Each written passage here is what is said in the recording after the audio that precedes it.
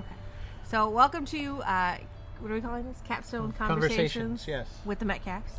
And in this first video, we're going to talk about the first step. There are 6 steps. We're going to talk about the first one.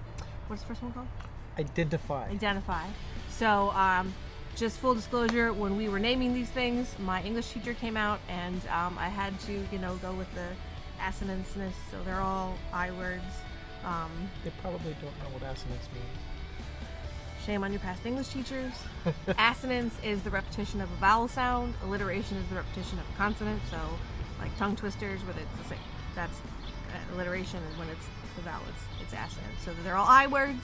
That's assonance. That was your bonus teaching for this episode. So the identify part is the first part, and it is where you articulate and figure out what's the problem you're trying to solve. You identify the problem. Literally identify. And for those of you who went to STEM middle school or who may have done PBLs elsewhere in the high school building, this would have been like the problem statement. And I taught at the STEM middle school for 3 years. I did a lot of PBLs. I'm trained on the whole thing, and I always had issues with the way that they did that problem statement. So when I worked with design innovators over at Goodyear, I learned about this thing called human-centered or user-centered design and wanted to make our design process focused on that. This was one of the first areas I changed. So if you remember from those, the problem statement is, how can I, as a junior engineer, blah, blah, blah, blah, blah. And I didn't like it because I felt like it put all the emphasis on, like, you, the problem solver.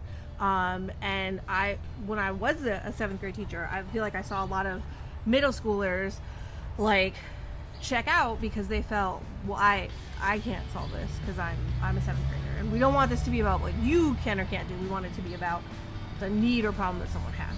So for our identify or problem statement, we use the phrase, who needs ways to do what?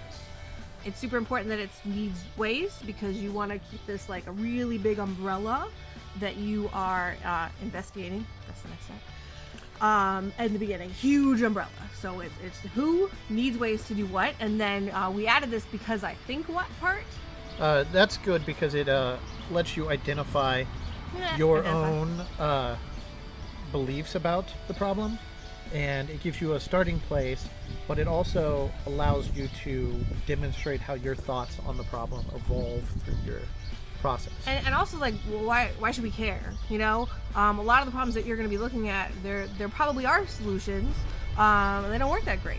And that's important that they don't work that great, because if a solution doesn't work for a user, the user's not going to use it, and their problem isn't going to be solved. So let's give them an example. Okay. Problem: I don't get enough sleep. Oh my god, that's a big problem. PCAF needs ways to get more sleep Yeah.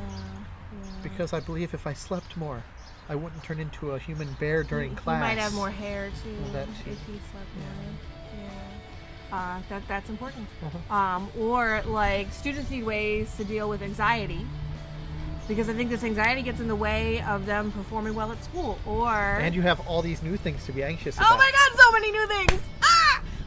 Or students need ways to deal with anxiety, because I think anxiety is one of the leading causes of depression and suicide. That's a big reason of why we should care about something. So that's step 1.